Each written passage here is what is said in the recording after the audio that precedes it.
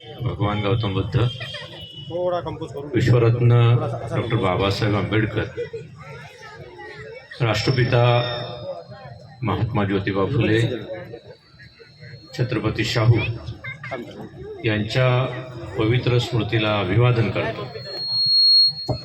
माता भीमाई, माता रमाई, क्रांतिज्योती माता सावित्री यांच्या पवित्र कार्यासमोर नतमस्तक होतो.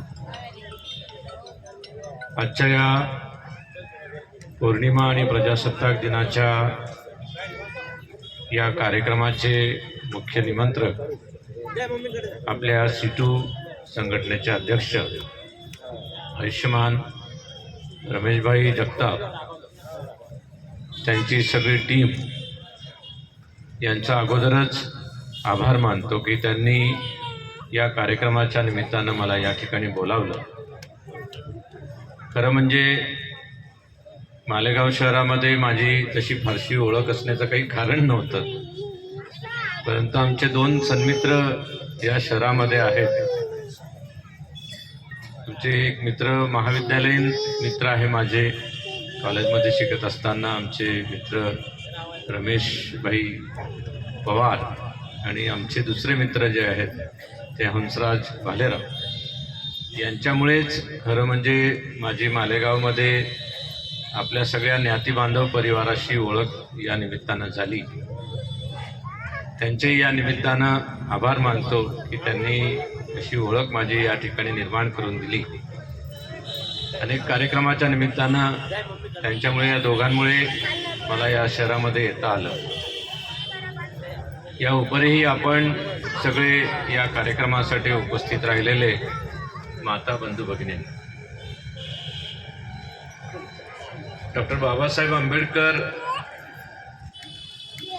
यांच्या एकूणच कार्याचा परिणाम म्हणून मला असं वाटतं की या ठिकाणी असणारी सगळी ही उपस्थिती आहे आणि आपणही त्याचं ऋण म्हणून, ते तर काही फिटलं जाणार नाही, परंतु ते ऋण म्हणूनही आपण या सगळ्याच उपक्रमांमध्ये सहभागी होतो आहे.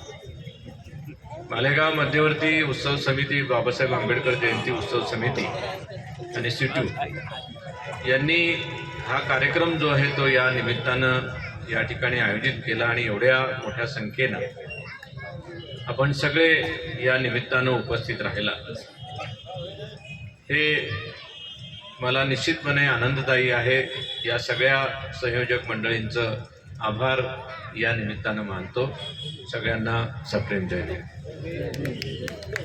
मित्रहो, डॉक्टर बाबासाहेब आंबेडकर आणि एकूणच तत्कालीन दलित समाज आणि याची आता झालेली प्रगती आणि या संदर्भामध्ये आपलं आता असणारं योगदान, या अनुषंगानं किमान काही गोष्टी मी आपल्याबरोबर शेअर करणार आहे.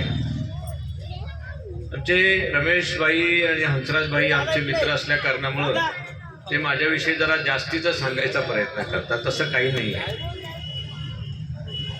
केवळ शिक्षकी पेशामध्ये असल्या कारणामुळं अभ्यास होतो आणि त्यानिमित्तानं मग आपल्यासारख्या मित्रांसमोर येऊन काही गोष्टी ज्या आहेत त्या मांडणी करता येते, एवढाच महत्त्वाचा भाग आहे. डॉक्टर बाबासाहेब आंबेडकरांचं क्रांतिपूर्ण जीवन असा जर आपण विचार केला तर आपल्याला असं लक्षात येईल की या माणसाच्या आयुष्याचे किती पैलू आहेत, किती दालनं आहेत. डॉक्टर बाबासाहेब आंबेडकरांचं क्रांतिपूर्ण सूर्यासारखं आयुष्य जे आहे याचा विचार करताना आपल्याला असं म्हणता येईल की डॉक्टर बाबासाहेब आंबेडकर हे अर्थशास्त्रज्ञ होते, एक समाजशास्त्रज्ञ होते, घटनाकार म्हणून तर डॉक्टर बाबासाहेब आंबेडकरांना विषयीचा आपला परिचय आहेच. एक पत्रकार होते, एक संपादक होते, दलित उद्धारक, असं बाबासाहेब आंबेडकरांना आपण एक विरुद्ध जे आहे ते लावतो. आणि त्याच्याबरोबर डॉक्टर बाबासाहेब आंबेडकर एक शिक्षण तज्ज्ञ होते असं देखील आपण या ठिकाणी म्हणतो. एकाच माणसाच्या आयुष्यामध्ये किती दालनं असावी हे मोठं आश्चर्यकारक आहे. जेव्हा आपण डॉक्टर बाबासाहेब आंबेडकरांचा एक अभ्यास करायला जातो त्यावेळेला आपल्याला लक्षात येतं की हा किती किती किती प्रकारचं काम करणारा हा माणूस जो आहे तो या पृथ्वी तलावर अवतरून गेला, या पृथ्वी तलावर त्यानं जन्म घेतला, हे आश्चर्यकारक गोष्ट आहे असं मला वाटतं. अनेक लोकांचा जे काही या देशामध्ये महान आत्मे ज्याला आपण म्हणूया, अशी सगळे महान आत्मे होऊन गेले. त्यांच्याही आयुष्याचा जर आपण अभ्यास केला तर त्याच्यापेक्षा एक कडी वर डॉक्टर बाबासाहेब आंबेडकर असल्याचं आपल्याला या ठिकाणी दिसून येतं. परंतु एक समाज बांधव म्हणून, एक ज्ञाती बांधव म्हणून मी ज्या वेळेला मी खरंच मी अभिमानानं सांगतो, मला डॉक्टर बाबासाहेब आंबेडकर ज्या जातीमध्ये जन्माला आले, मला सुदैवानं त्या जातीमध्ये जन्माला यायला आलं, हे माझं भाग्य आहे. कारण त्या भाग्यामुळेच मला डॉक्टर बाबासाहेब आंबेडकर समजले. मी त्यांचा अभ्यास करायला लागलो. त्यांच्या क्रांतीपूर्ण जीवनाची अनेक अनेक दालनं जी आहेत त्यामध्ये किमान डोकावण्याचा प्रयत्न जो आहे आपण करतो. पण मला मुख्यतः डॉक्टर बाबासाहेब आंबेडकरांचं काम जे आहे ते दोन पद्धतीचं जे काही काम आहे ते मला भावतं असं मी नेहमी सांगत राहतो. पहिलं सगळ्यात महत्वाचं काम जे काही डॉक्टर बाबासाहेब आंबेडकरांनी आमच्यासाठी जे काही केलेलं आहे ते म्हणजे अस्पृश्यता निवारणाचं काम डॉक्टर बाबासाहेब आंबेडकरांनी केलं. दलित समाज होता, अस्पृश्य समाज होता, याच्या अस्पृश्यतेच्या संदर्भातले अनेक चटके जे आहेत आमच्या तत्कालीन त्या काळातले आमचे जे काही ज्ञाती बांधव जे काय होते त्यांना सहन करावे लागले. अत्यंत मोठी अवहेलना, माणसापेक्षा म्हणजे पशुपेक्षाही हीन अशा प्रकारचं आयुष्य जे आहे ते त्या लोकांना जगावं लागत होतं. हे सगळं वाचल्यानंतर अंगावर शहारा येतो आणि हे माणसं जी आहेत ती कशी जगली याचंही मोठं एक आश्चर्य वाटतं. याच्या अस्पृश्यता निवारणाच्या संदर्भातलं अत्यंत मोठं काम जे आहे ते डॉक्टर बाबासाहेब आंबेडकरांनी केलं. पण त्याच्याही पेक्षा आणखी वेगळ्या महत्वाचं काम डॉक्टर बाबासाहेब आंबेडकरांनी केलं जे मला सातत्यानं भावतं. मी सातत्यानं त्याचा विचार करतो. ते म्हणजे डॉक्टर बाबासाहेब आंबेडकरांनी अस्पृश्यांची उन्नती घडवून आणली. आज आपण माता भगिनी या ठिकाणी बसलेल्या आहात, बंधू आपण या ठिकाणी बसलेला आहात. आपल्या अंगावरचे कपडे आहेत, आपल्या पायामध्ये जोडे आहेत, आपल्या अंगावर दागिने आहेत. याला कारण आहे, याला एकच कारण आहे की डॉक्टर बाबासाहेब आंबेडकरांनी अस्पृश्यांची उन्नती घडवून आणली. जी ही अशा प्रकारची उन्नती घडवून आणली नसती तर आपण या वेशभूषेमध्ये या ठिकाणी बसू शकलो नसतो, या आवेशामध्ये आपण या ठिकाणी बसू शकलो नसतो, या तन्मयतेने आपण या सभागृहामध्ये या ठिकाणी बसू शकलो नसतो. हे निश्चितपणे आपल्याला मान्य करून घ्यावं लागेल. आणि ही प्रतिमा जी आहे डॉक्टर बाबासाहेब आंबेडकरांनी जी काही निर्माण केली ते त्यांचे उपकार जे आहेत ते आमच्या म्हणजे आपण आयुष्य खपून टाकलं तरी सुद्धा ते उपकार या ठिकाणी फिटणार नाही असं मला त्या ठिकाणी वाटतं. अस्पृश्यता निवारणाचं काम हे डॉक्टर बाबासाहेब आंबेडकरांनी केलं, हे पहिला मुद्दा आपण या ठिकाणी सांगितलं. पण डॉक्टर बाबासाहेब आंबेडकर असं म्हणत असत की जे सरकार त्यावेळेचं जे काही सरकार होतं ते सरकार आणि जो हिंदू समाज जो काय होता तो हिंदू समाज यानं अस्पृश्यता निवारण केलं पाहिजे असं डॉक्टर बाबासाहेब आंबेडकर मानत असत. ब्रिटिश सरकारने अस्पृश्यता निवारणाच्या संदर्भातले अनेक कायदे केले आणि अनेक कायदे केल्यानंतर अस्पृश्यता निवारणाचं काम जे आहे ते करण्याचा प्रयत्न या सरकारने केला असं बाबासाहेब आंबेडकर म्हणत असत. आणि जो अस्पृश्य समाज होता, जो उच्चवर्णीय समाज जो काय होता, त्या समाजानं जर स्वतःची मानसिकता बदलली असती तर कदाचित हे अस्पृश्यता निवारणाचं काम जे आहे ते सहजपणे होऊ शकलं असतं. परंतु तत्कालीन जो काही समाज, पुरुष समाज जो काय होता, वरिष्ठ हिंदू समाज जो काय होता, चातुर्वर्ण्यातला मोठा जो काही वरिष्ठ समाज जो काय होता त्याची मानसिकताच नव्हती. त्याची मानसिकता नसल्या कारणामुळं अस्पृश्यता निवारणाच्या कामामध्ये ब्रिटिश सरकार सुद्धा जरा मागे सरकून गेलं. त्याचे पुरावे अनेक ठिकाणी आपल्याला दिसतात.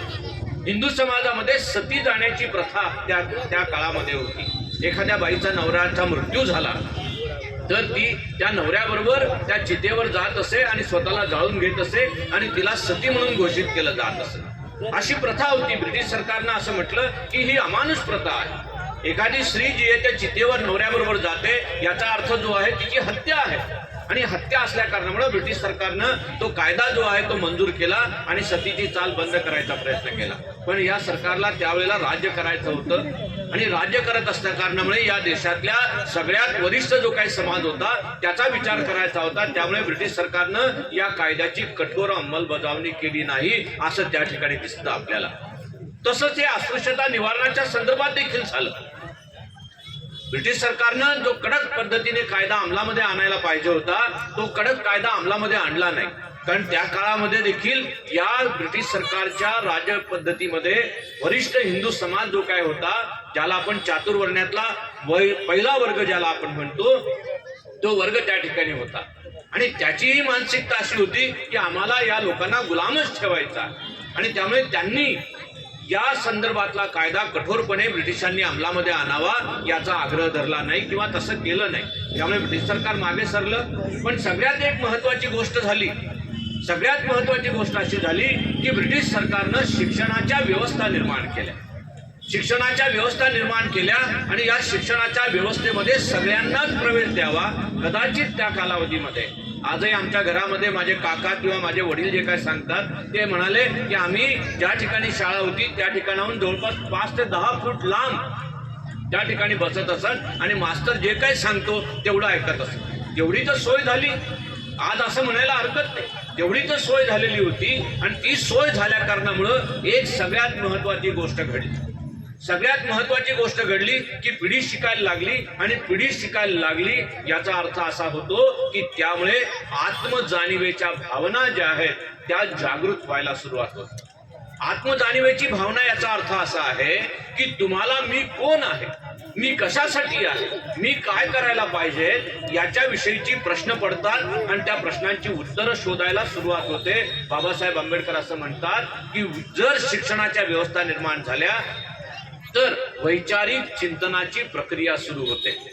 मी सुरुवात करताना असं म्हटलं की तुमच्या अंगावरचे कपडे आता मला छान वाटत आहेत, तुमच्या पायातले जोडे हे अतिशय छान वाटत आहेत, माता भगिनींनी जी दागिने घातलेले आहेत तेही छान वाटत आहेत. याचा परिणाम असा झालेला आहे की वैचारिक चिंतनाची प्रक्रिया सुरू झाल्या कारणामुळं बाबासाहेब आंबेडकर असं म्हणतात की आचार, विचार आणि उच्चार याच्यातला दोष, बाबासाहेबांनी त्याला वैगुण्य असा शब्द वापरलेला आहे. आचार, विचार आणि उच्चार याच्यातलं वैगुण्य आपल्याला लक्षात येतं आणि त्याच्या दुरुस्तीसाठी माणूस जो आहे तो प्रयत्न करायला सुरुवात होतो. याचा अर्थ असा आहे की आत्मजाणीवेची भावना निर्माण होते, वैचारिक चिंतनाची प्रक्रिया सुरू होते. आणि ज्या वेळेला वैचारिक चिंतनाची प्रक्रिया सुरू करण्याच्या या सगळ्या प्रक्रियेमध्ये आमची पहिली पिढी जी काही गेली त्यानं या वैचारिक चिंतनामुळे प्रश्न विचारायला सुरुवात केली.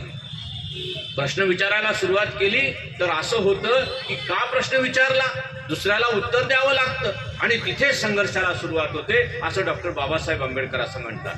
प्रश्न काय विचारायला सुरुवात केली, प्रश्न असा विचारायला सुरुवात केली की ईशावास्यम इदम सर्वम यत् किंचित जगत्याम जगत तेन तक्तेन भुंजिता माग्रद कस सिद्धनम. संस्कृतातला श्लोक आहे, त्यांच्या धर्मग्रंथातला श्लोक आहे. उपनिषद नावाचा धर्मग्रंथ आहे त्यांचा. त्या धर्मग्रंथामध्ये हा पहिला श्लोक आहे. काय म्हटलं त्यानं, ईशावास्यम इदम सर्वम यत् किंचित जगत्याम जगत तेन तक्तेन भुंजिता माग्रद कस सिद्धनम. अर्थ असा आहे ईशावास्यम, ईशा म्हणजे परमेश्वर, ज्यानं निर्माण केलेला आहे. काय निर्माण केलेलं त्यानं निर्माण केलेलं आहे हे काही निसर्ग निर्माण केला, जो काही निसर्ग निर्माण झाला, या निसर्ग निर्माण केल्यामुळे जे काही उत्पन्न झालेलं आहे ते उत्पन्न झालेलं सगळ्यांनाच मिळालं पाहिजे, सगळ्यांना प्राप्त झालं पाहिजे. मग आम्ही प्रश्न असा विचारला की ईश्वर काही तुमचाच आहे का, तो आमचा पण आहे. मग आमचा ईश्वर असल्या कारणामुळं तुमच्या वाट्याला जे काय आलेलं आहे मग ते आमच्या वाट्याला का नाही, ते आमच्याही वाट्याला आलं पाहिजे. आणि मग असा प्रश्न झाला आणि तिथे संघर्षाला सुरुवात झाली. दुसरा प्रश्न त्यांनी असा विचारला गेला की हिरणमयन पात्रे सत्यस्थापी हितम मुखम दत्ताभूषणा पारून सत्यात्माय. हिरणमयन म्हणजे काय, सूर्य आहे, सोन्याचं भांडं आहे, ते त्याच्यावर झाकण ठेवलेलं आहे आणि हे झाकण जर उघडलं तर तिथे धर्माचं दर्शन होतं. मग आम्ही प्रश्न विचारला आमचा धर्म काय आहे, त्यांनी सांगितला तुमचा धर्म काय. आम्ही विचारलं सांगा ना आमचा धर्म कोणता आहे. मग इथे खरं अर्थाने संघर्षाला सुरुवात झाली. प्रश्न विचारला गेला की दुरिताचे तिमिर जाओ विश्वस्व धर्म सूर्य पाहो जो जे वांछील ते लाभो काय. दुरिताचे तिमिर जाओ, जे वाईट लोक आहेत त्यांचं कल्याण हो, त्यांचा सत्यानाश हो, वाईट शब्द आहे तसा, पण त्यांचा सत्यानाश हो असा शब्द वापरला गेला. जर त्यांचं वाईट होणार असेल, वाईट लोकांचं वाईट होणार असेल आणि विश्वास व धर्म सूर्य पाहो, जर हा विश्व आहे ज्याच्यातला धर्म आहे त्याचा सूर्य एकमेकाला जे काही पूजा देणार आहे तो जर त्या ठिकाणी असेल आणि जो जे वांछील ते लावो, ज्याला ज्याला जे जे पाहिजे ते सगळं मिळालं पाहिजे, मग आम्हाला का नाही. आणि त्या ठिकाणी मग खऱ्या अर्थानं संघर्षाला सुरुवात झाली असं डॉक्टर बाबासाहेब आंबेडकर त्या ठिकाणी म्हणतात. आणि त्याच्यामुळे मग सरकारवर असा दबाव आणायचा प्रयत्न बाबासाहेबांनी केला की ज्याच्या माध्यमातून तुम्हाला जी आहे जी प्रज्ञा जागृत होईल, जी व्यवस्था जागृत होईल, यासाठी प्रयत्न करण्याची आवश्यकता आहे. त्याचा विचार त्या ठिकाणी सुरू झाला आणि खऱ्या अर्थाने संघर्षाला सुरुवात झाली असं त्या ठिकाणी. म्हणून डॉक्टर बाबासाहेब आंबेडकरांनी असं म्हटलं की सरकारप्रमाणेच पृष्ठ हिंदू समाज जो काय होता, या पृष्ठ हिंदू समाजाने जर व्यवस्था निर्माण केल्या असत्या तर कदाचित चांगल्या पद्धतीने ही अस्पृश्यता निवारणाचं काम जे ते झालं असतं. डॉक्टर बाबासाहेब आंबेडकर असं म्हणतात की हिंदू अस्पृश्यता हा हिंदू समाजाला लागलेला रोग आहे. मनपरिवर्तन झालं, मनामध्ये बदल जर त्या ठिकाणी केला गेला तर या माध्यमातून जर काही व्यवस्था करता येत असेल तर त्याच्यातून कदाचित हा अस्पृश्यता निवारणाचं काम होऊ शकलं असतं. पण डॉक्टर बाबासाहेब आंबेडकरांनी अनेक वेगवेगळ्या प्रकारची आंदोलनं जी ती सुरू केली. एक गाव एक पानवठा हे आंदोलन सुरू केलं. देवालय प्रवेश आपल्याला माहीत आहे, काळाराम मंदिराचा सत्याग्रह डॉक्टर बाबासाहेब आंबेडकरांनी किती चालवला. दादासाहेब गायकवाड, शांताबाई दानी अशा सगळ्या ज्या काही मंडळी त्या काळामध्ये होती त्या लोकांनी हे आंदोलन जे त्या काय पद्धतीनं चालवलं. मिश्रविवाह, सहविवाह असे वेगवेगळ्या प्रकारचे कार्यक्रम डॉक्टर बाबासाहेब आंबेडकरांनी चालवले. परंतु तरी देखील अस्पृश्यता निवारणाचं काम जे आहे ते त्या ठिकाणी झालं नाही आणि त्यामुळे डॉक्टर बाबासाहेब आंबेडकर म्हणतात यापेक्षा आपण एक वेगळं काम जे ते केलं पाहिजे. ते काम म्हणजे याचा अर्थ काय की अस्पृश्यांची उन्नती केली पाहिजे. अस्पृश्यांची उन्नती करायची असेल तर काय करायला पाहिजे तर अस्पृश्यांचा उद्धार करण्याची चळवळ घ्यायला पाहिजे. ती अस्पृश्यांची उद्धार करण्याची चळवळ जी आहे ती चालवली गेली पाहिजे. आणि याच्यासाठी काय करायला पाहिजे तर स्वाभिमानाचा संचार ज्याला आपण, हा स्वाभिमानाचा संचार जर त्या ठिकाणी झाला तरच अस्पृश्य लोक स्वतःच्या उन्नतीसाठी तयार होतील. त्याशिवाय अस्पृश्यांची उन्नती जर झाली नाही तर अस्पृश्यता निवारण होत नाही. आणि डॉक्टर बाबासाहेब आंबेडकर असं म्हणतात मग अस्पृश्यता निवारण करायचं असेल तर काम कोणाचं आहे ते अस्पृश्यांनीच करायला पाहिजे. बाबासाहेब असं म्हणतात की कोणत्याही समाजाला आत्मजाणीवेच्या भावना कोणत्याही समाजामध्ये आत्मजाणीवेच्या भावना जागृत झाल्याशिवाय कुठलाही समाज प्रगतीच्या दिशेनं वाटचाल करू शकत नाही. आणि त्यामुळे काय करायला पाहिजे तर शिक्षणाच्या व्यवस्था ज्या आहेत त्या सुरू केल्या पाहिजे. शिक्षणाची व्यवस्था जी आहे ती निर्माण केली गेली पाहिजे आणि शिक्षणाची व्यवस्था निर्माण झाली तरच अस्पृश्यांची उन्नती जी ती साध्य होऊ शकेल. पण डॉक्टर बाबासाहेब आंबेडकरांनी फुले, भगवान बुद्ध आणि कबीर याला आपलं गुरु मानलं आणि या गुरु मानल्या कारणामुळे बाबासाहेबांनी या शिक्षणाच्या व्यवस्था ज्या त्या ठिकाणी केल्या. महात्मा ज्योतिबा फुले जे आहेत ते शिक्षणाच्या संदर्भामध्ये असं म्हणतात की विद्येविना मती गेली, मतीविना नीती गेली, नीतीविना गती गेली, गतीविना वित्त गेले, वित्तविना शिक्षण गेले. एवढे अनर्थ एका अविद्येने. जर तुम्हाला शिक्षण मिळालं नाही, तुम्हाला जर शिक्षणाच्या वाटा मोकळ्या झाल्या नाहीत तर काय होऊ शकेल तुमची अधोगती जी त्या ठिकाणी होईल. ही अधोगती तुम्हाला तुमच्या एका वेगळ्या प्रकारामध्ये तुम्हाला पोचवेल. तुम्हाला पैसा पण राहणार नाही, तुमच्या मुलांची उन्नती होणार नाही, तुमचा संसार जो आहे तो नीट चालणार नाही आणि तुमची प्रगती जी ती सुद्धा होणार नाही. आणि म्हणून शिक्षणाची वाट धरली पाहिजे. कारण बाबासाहेब आंबेडकरांनी भगवान बुद्धाला गुरु मानलं. भगवान बुद्धाने सुद्धा शिक्षणाच्या दृष्टिकोनातून महत्त्व वर्णन केलेलं आहे. भगवान बुद्ध असं म्हणतात की तो मला मलंतर अविद्या परंपरा हे महत्वानं निर्मला होत दिसतो. सगळ्यात वाईट मळ भगवान बुद्धानं 10-11 मळ सांगितले. तुम्हाला तुमच्या एकूणच आयुष्याला अधोगतीला नेऊन देणाऱ्या ज्या काही गोष्टी आहेत त्याच्यातली सगळ्यात वाईट एक 10 गोष्टी ज्या काही सांगितल्या त्याच्यातली सगळ्यात वाईट गोष्ट कोणती आहे तर तुमचं अज्ञान. जोपर्यंत तुमचं अज्ञान दूर होत नाही, जोपर्यंत तुम्ही शिकायला जात नाही प्राथमिक शिक्षण घेत नाही, महाविद्यालयीन शिक्षण घेत नाही, उच्च शिक्षण घेत नाही, तोपर्यंत तुमची प्रगती होणार नाही. मग का झाली नाही प्रगती? कारण आम्हाला माहीतच नाही की अशा पद्धतीने जर आम्ही व्यवस्था निर्माण केल्या तर आमची प्रगती जी ती त्या ठिकाणी होऊ शकते. म्हणून जर आपल्याला प्रगती करायची असेल तर शिक्षणाची वाट घेतोय. म्हणून आपल्याला आत्मविश्वास जो आहे आपल्याला संचार झाला पाहिजे. आत्मविश्वास विकसित झाला नाही तर आपल्याला प्रगतीच्या वाटा मोकळ्या होणार. कारण आपण स्वतःला कमी समजतो. संत ज्ञानेश्वर नावाचा एक संत या देशामध्ये होतो. त्याने असं म्हटलं की जैसे दीपक एका दिगती तैसे बहुतेजाने प्रगती तैसे सद्बुद्धी कधी होणं. स्वतःला कमी लेखू नका. स्वतःची बुद्धी जी आहे कमी लेखू नका.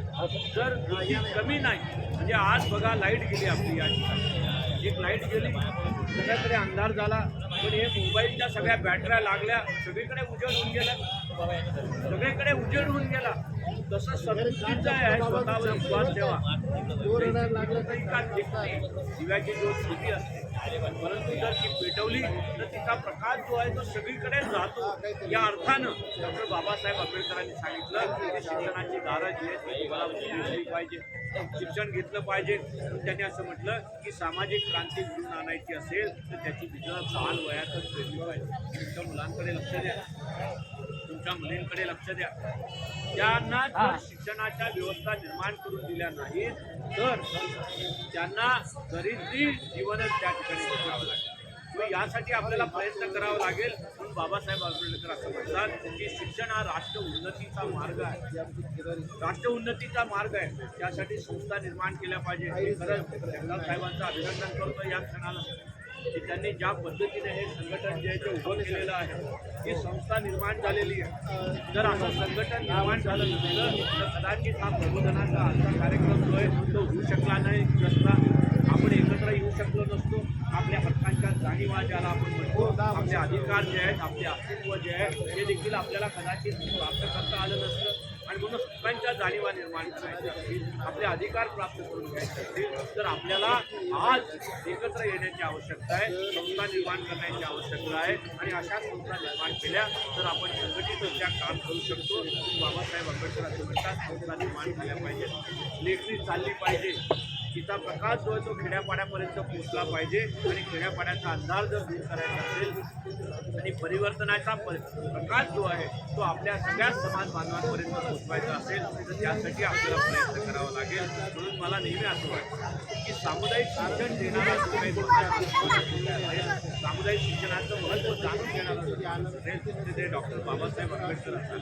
9 मार्च 1924 डॉक्टर बाबासाहेब आंबेडकरांनी बहिष्कृत हितकारणी सभा या नावाची एक संस्था जी आहे स्थापन केली. या संस्थेचे 3 उद्दिष्ट जे आहेत ते त्या ठिकाणी एक शिका, संघटित व्हा आणि संघर्ष करा.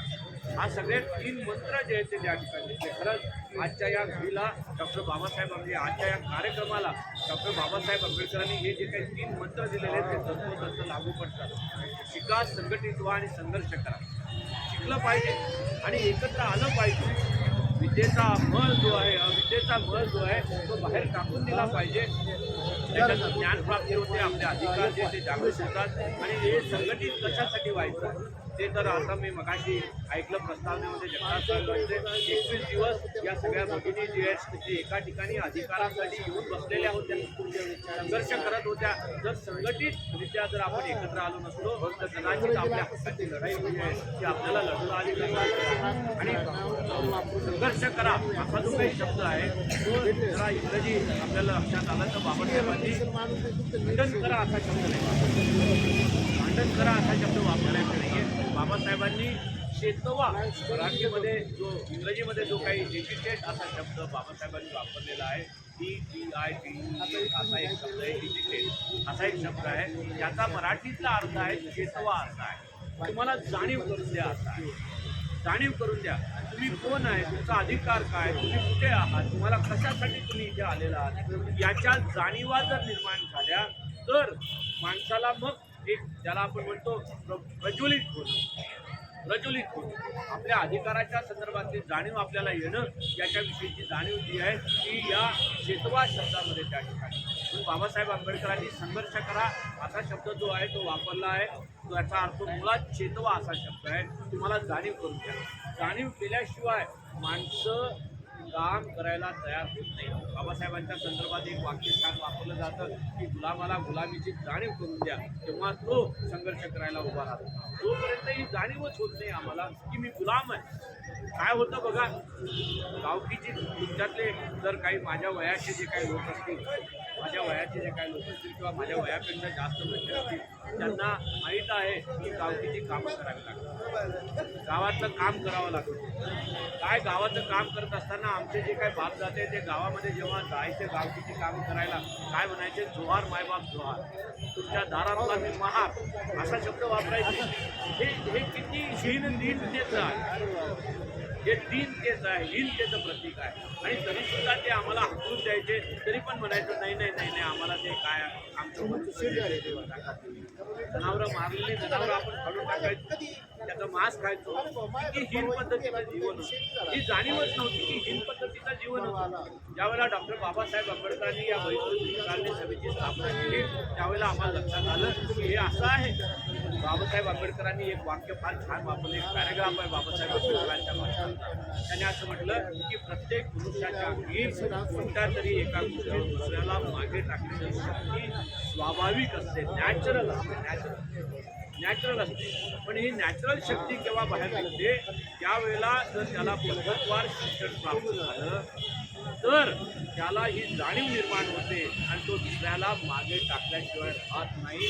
मी हे मुद्दाम याच्यासाठी सांगतो की आपण सगळे कामगार वस्तीतले लोक आहात, कामगार वस्तीतले बांधव आहात, कामगार वस्तीतल्या माता भगिनी आहेत. आपल्याला ज्या पद्धतीनं आयुष्यात जगावं लागतं आहे, तुम्हाला खरंच वाटतं का हेच आयुष्य तुमच्या मुलाच्या तुमच्या मुलीच्या आयुष्यामध्ये यावं? नाही वाटत आपल्याला. आपला मुलगा आपल्यापेक्षा एक पाऊल पुढे गेला पाहिजे, आपली मुलगी एक पाऊल पुढे गेली पाहिजे. आज काल परवा महाराष्ट्र लोकसेवा आयोगाच्या परीक्षेचा निकाल लागला. महाराष्ट्र लोकसेवा आयोगाच्या परीक्षा म्हणजे डेप्युटी कलेक्टर, DYSP, तहसीलदार, मामलेदार, डेप्युटी CO, मुख्य कार्यकारी अधिकारी, जिल्हा परिषद, त्यानंतर जिल्हा निवडणूक अधिकारी या पदाच्या ह्या परीक्षा आहेत. साताऱ्यामधली आपली एक मुलगी जी अत्यंत गरीब घरातली आहे, मजुरी करणाऱ्याच्या घरातली आहे, शेती करणाऱ्याच्या घरातली आहे, आता मला नाव नाही आठवत, पण डेप्युटी कलेक्टर. हे कशामुळे झालं? आई बापांना जाणीव झालेली आहे की माझा मुलगा माझी मुलगी मी कष्ट करीन, मी खस्ता खाईन, त्याच्यासाठी एक वेळा अर्धपोट उपाशी राहील. उपाशी राहू नका, अजिबात उपाशी राहायचं नाही. आपला अधिकार आहे, मिळालं पाहिजे. जे काय उपकार करून आपल्याला देत नाही, आपण मेहनत करतो, आपण काम करतो म्हणून ते देतो. उपाशी राहून नाही, अर्धपोटी उपाशी राहील कदाचित, पण माझ्या मुलाला माझ्या मुलीला एक वेगळ्या प्रकारच्या शिक्षणाच्या व्यवस्था ज्या आहेत त्या निर्माण करून देईल. त्याला कारण आहे की शिक्षणाच्या उच्च टोकावर पोचल्याने समाजाचा दर्जा वाढतो. समाजाचा दर्जा त्याच्याने वाढतो. शिक्षणाच्या उच्च टोकावर पोचले पाहिजे. आज जी मुलगी जी आहे ती डेप्युटी कलेक्टर झाली, ती कुठे पण जाईल, त्यावेळेला कोणाच्या नावानं ओळखली जाईल, आमची मुलगी. आणि तिचा बाप तिची आई कुठे पण जाईल, त्यावेळेला जर कुठे समारंभ असतील तर डेप्युटी कलेक्टरची आई आली, डेप्युटी कलेक्टरचा बाप आला, खुर्ची रिकामी करा, त्यांना जागा मिळून जाईल. मला वाटलं पाहिजे की आपल्या मुलांनी या पद्धतीने करा आणि मग आपल्या या खुर्च्या ज्या आहेत त्या आपल्याला सहजपणाने त्या ठिकाणी मिळतील. म्हणून समाज शिक्षणाच्या उच्च टोकावर समाज जर पोचला तर त्याचा दर्जा वाढतो. म्हणून बाबासाहेब असं म्हणले की विद्या, विनय आणि शील याचं संवर्धन करायचं असेल तर त्यासाठी उच्च शिक्षणाच्या व्यवस्था केल्या पाहिजे. म्हणून मिलिंद महाविद्यालयाची स्थापना बाबासाहेबांनी केली, सिद्धार्थ महाविद्यालयाची स्थापना बाबासाहेबांनी केली आणि त्या ठिकाणी मग त्यांनी या उच्च शिक्षणाच्या व्यवस्था केल्या. 19 आणि 20 मार्च 1927ला कुलाबा बहिष्कृत हितकांनी सभेची स्थापना, अधिवेशन जे काही झालेलं, 3000 जे काही दलित बांधव त्यावेळेला होते, त्या काळात त्या हजर त्या ठिकाणी होते. बाबासाहेबांनी अतिशय वेगळ्या प्रकारचं भाषण त्या अस्पृश्यता निवारण समिती जी काय होती त्याच्या अधिवेशनामध्ये कुलाबामध्ये त्या ठिकाणी केलं. त्यांनी असं म्हटलं की शिक्षणाच्या समान संधीपासून वंचित ठेवणं हे भारतीय जाती व्यवस्थेचं अत्यंत मोठं लक्षण आहे. एकच हिंदू समाज असा आहे, या हिंदू समाजामध्ये एखाद्या जातीला शिक्षण देता येणार नाही याची नियमावली करून ठेवली. आणि त्यामुळे निरक्षरता जी आहे ना, सुद्धा वाचता न येणं हे आमच्या समाजाचा एक अविभाज्य भाग त्या ठिकाणी बनलेला आहे. वेद शिकणं आणि शिकवणं हे फक्त कोणाला अधिकार होता? वेद शिकण्याचा अधिकार क्षत्रियाला, वेद शिकण्याचा अधिकार वैश्याला, वेद शिकण्याचा अधिकार ब्राह्मणाला, पण त्याच्याबरोबर वेद शिकवण्याचाच अधिकार फक्त ब्राह्मणाला त्या ठिकाणी.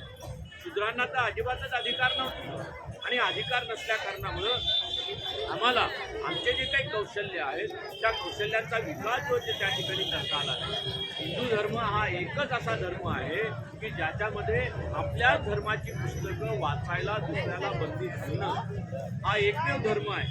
या हिंदू धर्मातल्या जे काही व्यवस्था आहेत त्याच्यामध्ये बाबासाहेबांनी मोठा संघर्ष जो आहे तो त्या ठिकाणी उभारला.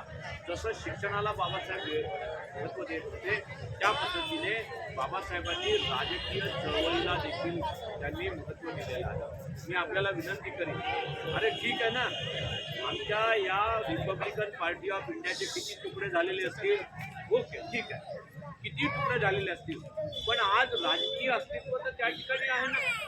राजकीय अस्तित्व आहे आणि राजकीय अस्तित्वाचा दबाव जो आहे हा सत्ता उपभोगणाऱ्या लोकांवर जर केला तर आपल्याला आपले अधिकार जे ते त्या ठिकाणी मिळतात.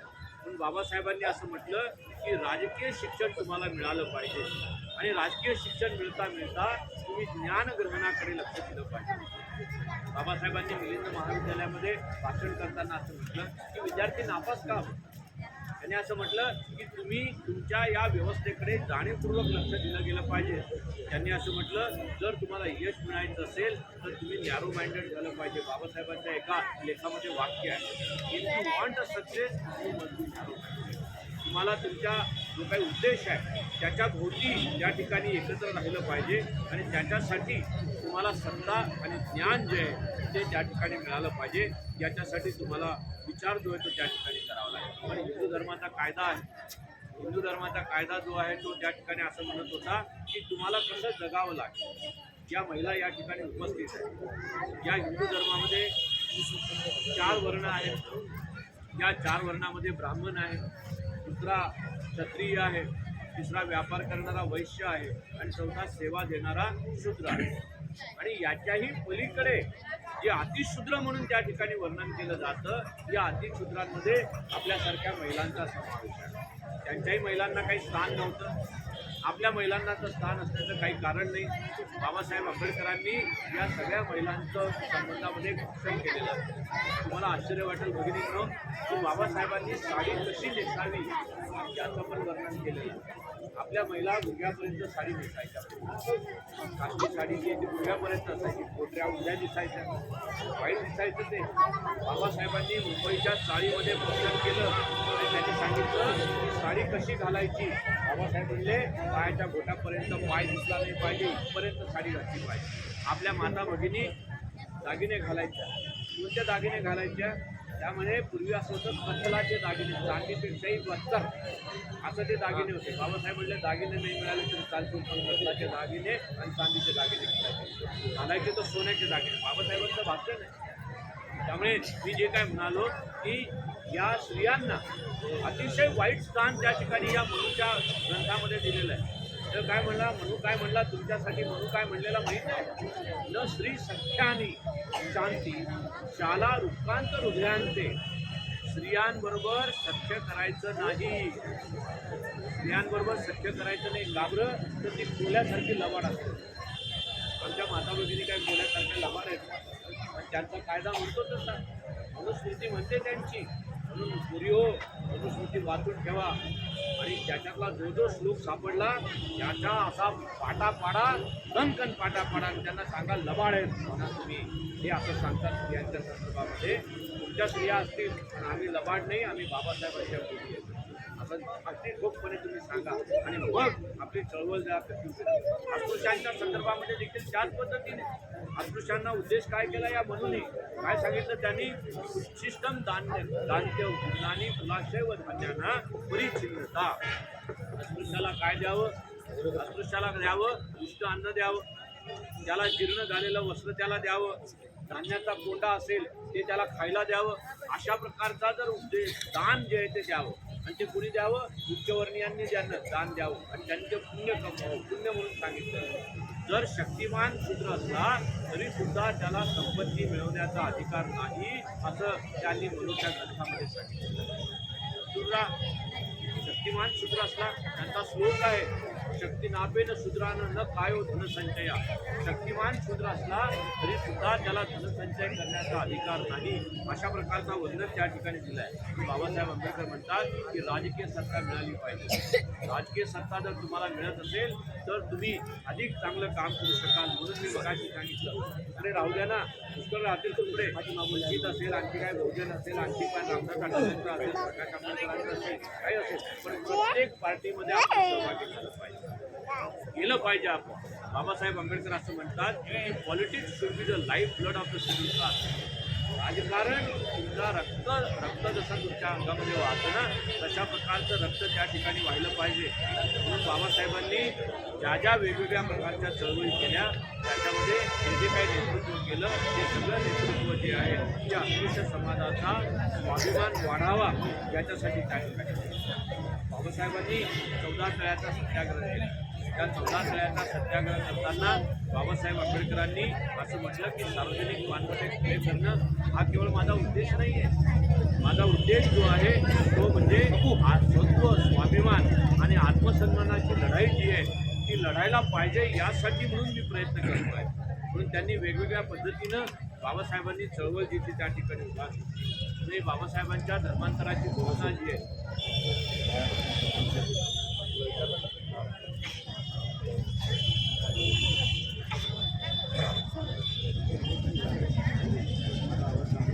आवाज येतो ना माझा?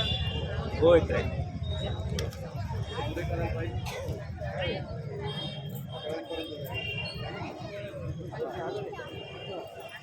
बाबासाहेब आंबेडकर एक 10 मिनिटं आपण बोलूया आता. लाईटाचा प्रॉब्लेम. बाबासाहेब आंबेडकरांनी धर्मांतराची घोषणा केली. धर्मांतराची घोषणा केल्यानंतर बाबासाहेब आंबेडकरांना एक ख्रिश्चन गृहस्थ भेटायला गेल्यानंतर बाबासाहेबांना ते काय म्हणतात, मी हिंदू धर्म सोडायची घोषणा केलेली आहे. बाबासाहेब म्हणले हो केलेली आहे. तर ते म्हणले की तुम्ही आमच्या धर्मामध्ये या. बाबासाहेब म्हणले काय होईल? ते म्हणले येशू तुमचे पाप नष्ट करून टाकेल, तुम्हाला ईश्वर प्राप्ती मिळेल. बाबासाहेब आंबेडकर म्हणले पापमुक्ती आणि ईश्वर प्राप्तीसाठी मी ही लढाई जी ती लढत नाही आहे. सामाजिक हक्कासाठी आणि आमच्या इज्जतीसाठी मी लढाई जी आहे ती लढतो आहे, असं बाबासाहेबांनी त्या ठिकाणी सांगितलं. आणि ते म्हणलं की आजही आम्ही धर्मांतरासाठी तयार नाही आहे. माणुसकीचा हक्क प्रस्थापित करण्यासाठी आम्ही हा जी काही लढाई जी ती लढतो. आणि ह्या लढाईचं प्रतीक बाबासाहेबांनी काय केलं तर 25 डिसेंबर 1927ला मनुस्मृती जाळली बाबासाहेब. धर्माचा पगडा हा मनुस्मृतीच्या धर्माचा पगडा लोकांनी फार मोठ्या प्रमाणामध्ये धर्माला, या धर्मग्रंथाला बाबासाहेबांनी विरोध केला. याला कारण आहे की ग्रंथातील वाक्य जे ते अपरिवर्तनीय, सत्सद्विवेक बुद्धीला ज्या ठिकाणी कुठल्याही मान्यता नाही अशा प्रकारच्या ग्रंथाला मी विरोध करतो. स्वतःचा निर्णय घेण्याची जी काय प्रक्रिया असते या प्रक्रियेलाही ज्या ग्रंथांनी विरोध केलेला आहे त्याला आम्ही विरोध करतो आहे. म्हणून डॉक्टर बाबासाहेब आंबेडकरांनी असं म्हटलं की गांधीने पण अनेक गोष्टींना विरोध केलेला, त्याला पटलं नाही म्हणून त्याने विरोध केलेला. आणि मग जर मी विरोध करतो आहे तर तुम्हाला का पटत नाही? मग बाबासाहेब असं म्हणलं विरोध कशासाठी करायचा आहे तर आपण जे काही काम करतो आहे हे काम करताना दुसऱ्या माणसाने जे दोष निर्माण केलेले आहेत ते दोष त्याला दाखवता आले पाहिजे आणि त्या आधारे त्याला त्याची लाज वाटली पाहिजे. म्हणून अस्पृश्यता निवारणाच्या संदर्भामध्ये बाबासाहेबांनी त्यांना लाज वाटेल या पद्धतीने काम करायला सुरुवात केली. हा ग्रंथ जो आहे तो जाळला. हा ग्रंथ बाबासाहेबांनी स्वतः जाळलेला नाही. हिंदू धर्मातला अत्यंत विद्वान अशा प्रकारचा माणूस जो बाबासाहेब आंबेडकरांचा सहकारी होता, गंगाधर निळकंठ शास्त्री सहस्रबुद्धे. सहस्रबुद्धे नाव आपल्यामध्ये नाही आहे, ते ब्राह्मणांमध्ये आहे. ब्राह्मण लोकांमध्ये सहस्रबुद्धे आडनाव आपल्यामध्ये नाही आहे. या सहस्रबुद्धेबरोबर 5 अस्पृश्य वेदशास्त्र संपन्न साधू होते. त्यांनी हा ग्रंथ जो आहे तो त्या ठिकाणी जाळला. आणि हा ग्रंथ जाळल्यानंतर मग तरीसुद्धा वेगवेगळ्या प्रकारचा जो काही बदल या हिंदू धर्माच्या लोकांमध्ये व्हायला पाहिजे होता तो बदल त्या ठिकाणी झाला. मग बाबासाहेब आंबेडकर असं म्हणले की ब्राह्मण्यग्रस्त लोकांना जाळण्यापेक्षा हे ब्राह्मण्यग्रस्त जे काही लोक आहेत त्यांना जाळण्यापेक्षा मी या हिंदू धर्माचा त्याग करून टाकतो. आणि हा त्याग करण्यासाठी मग बाबासाहेब आंबेडकरांनी भगवान गौतम बुद्धाचा धर्म जो आहे तो त्या ठिकाणी स्वीकारल्याचं आपल्याला त्या ठिकाणी दिसतं.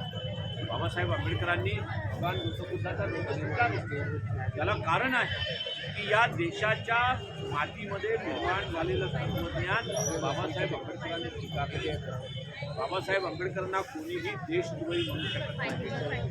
बाबासाहेब आंबेडकरांना कोणी या देशाबरोबर गद्दारी केलेली बाबासाहेब आंबेडकरांनी हे म्हणूच शकत नाही. इतरांच्या संदर्भामध्ये अनेक ठिकाणी त्यांच्या संदर्भामध्ये चर्चा केली जाऊ शकेल, पण बाबासाहेब आंबेडकरांच्या बद्दल कधीच चर्चा केली जाणार नाही. बाबासाहेब आंबेडकरांना एवढा त्रास दिला गेला. बडोदा संस्थानांमध्ये बाबासाहेब आंबेडकरांना नोकरी सोडावी लागली, किंवा मुंबईमध्ये बाबासाहेब आंबेडकरांना नोकऱ्या सोडाव्या लागल्या, किंवा अन्य ठिकाणी बाबासाहेब आंबेडकरांना जातीवरनं त्रास दिला. मी हा देश सोडून जातो असं बाबासाहेब आंबेडकरांनी कधीच म्हटलं नाही. मी या देशाचे तुकडे करून टाकतो असं बाबासाहेब आंबेडकरांनी कधीच म्हटलं नाही. आणि ज्यावेळेला धर्मांतराची घोषणा झाली त्यावेळेला सुद्धा बाबासाहेब आंबेडकरांनी या देशाच्या मातीमध्ये निर्माण झालेलं तत्वज्ञान 2500 वर्षापूर्वीचं तत्वज्ञान डॉक्टर बाबासाहेब आंबेडकरांनी स्वीकारण्याचं आपल्याला. हिंदू धर्मामध्ये चातुर्वर्ण्य व्यवस्था आहे. या चातुर्वर्ण्य व्यवस्थेतला सगळ्यात शेवटचा गट जो आहे तो दलितांचा, अस्पृश्यांचा, त्याला हीन पद्धतीची वागणूक जी दिली जात होती. परंतु भगवान गौतम बुद्धाने जो काही धर्म स्वीकारलेला आहे त्या धर्मामध्ये सगळ्याच लोकांना फार मोठ्या प्रमाणामध्ये समान स्वरूपाची संधी दिली. भगवान गौतम बुद्धाचे शिष्य, भगवान गौतम बुद्धाचा धर्म स्वीकारणाऱ्या सगळ्या लोकांचा जर विचार केला तर त्याच्यामध्ये न्हावी पण होते, रथ चालवणारे पण होते, सुतार पण होते, व्यापार करणारे पण होते. आणि नंतरच्या कालावधीमध्ये जेव्हा असं लक्षात आलं की हा समान संधीचा आधारलेला मनुष्याला मनुष्य म्हणून जगण्याचं शाश्वती देणारा, स्वातंत्र्य देणारा धर्म आहे, त्यावेळेला मग ब्राह्मणांनी पण धर्म स्वीकारायला सुरुवात केली. आणि मग बाबासाहेब आंबेडकरांनी देखील अशाच प्रकारचा धर्म जो आहे तो त्या ठिकाणी स्वीकारला. कारण स्वातंत्र्य, समता, बंधुता अशा प्रकारच्या या 3 सूत्रांची शाश्वती आणि ग्वाही देऊन जीवन समृद्ध करणारा जो काही धर्म आहे तो भगवान गौतम बुद्धाचा धर्म आहे. 26 जानेवारी 1950ला ज्यावेळेला भारतीय राज्यघटना या देशानं स्वीकारली त्यावेळेला स्वातंत्र्य, समता, बंधुता हे जे काही कलम आहे ती भारतीय राज्यघटनेमध्ये बाबासाहेब आंबेडकरांनी समाविष्ट केली. ते बौद्ध तत्त्वज्ञानाचं प्रतीक ज्याला आपण म्हणूया ते बौद्ध तत्त्वज्ञानाचं प्रतीक जे त्या ठिकाणी सांगता येईल. आणि अशा प्रकारचा धर्म डॉक्टर बाबासाहेब आंबेडकरांनी आम्हाला या ठिकाणी दिला. आणि तो धर्म स्वीकारून आम्ही आमचं जीवन अधिक सुकर करण्याचा प्रयत्न जो आहे तो त्या ठिकाणी आम्ही करतो आहे. आपण या सगळ्या संदर्भामध्ये बाबासाहेबांच्या सकारात्मक विचार करावा. आपला धर्म जो आहे तो अधिक समृद्ध होईल यासाठी सातत्यानं तुमच्या मुलांवर संस्कार करायचा प्रयत्न करा. तुमची मुलं अधिक चांगले शिकतील, अधिक चांगल्या पदावर जातील यासाठी प्रयत्न करा. लिनलिंगो नावाची समिती डॉक्टर बाबासाहेब आंबेडकर ज्यावेळेला साक्ष द्यायला गेले त्यावेळेला ते म्हणले की राजवाड्याच्या उच्च टोकावर बसू शकेल एवढ्या डिग्र्या धारण करणारा एकमेव मी आहे. त्यामुळे बाबासाहेबांनी या देशातल्या उच्च शिक्षणाच्या व्यवस्था ज्या त्या ठिकाणी केल्या आणि म्हणून आपल्या मुलांना अधिक चांगलं शिक्षण द्या, धर्माचं अधिक चांगलं पालन करा याविषयीचा विचार मी या ठिकाणी व्यक्त करतो. थोडीशी अडचण आपली या ठिकाणी झालेली आहे तरी देखील एक 40-45 मिनिटं मी आपल्याबरोबर संवाद करायचा प्रयत्न केला. मी सगळ्या माता भगिनींचे आभार या ठिकाणी मानतो. एवढ्या संख्येने आपण या ठिकाणी आला आभार या ठिकाणी मानतो. थोडीशी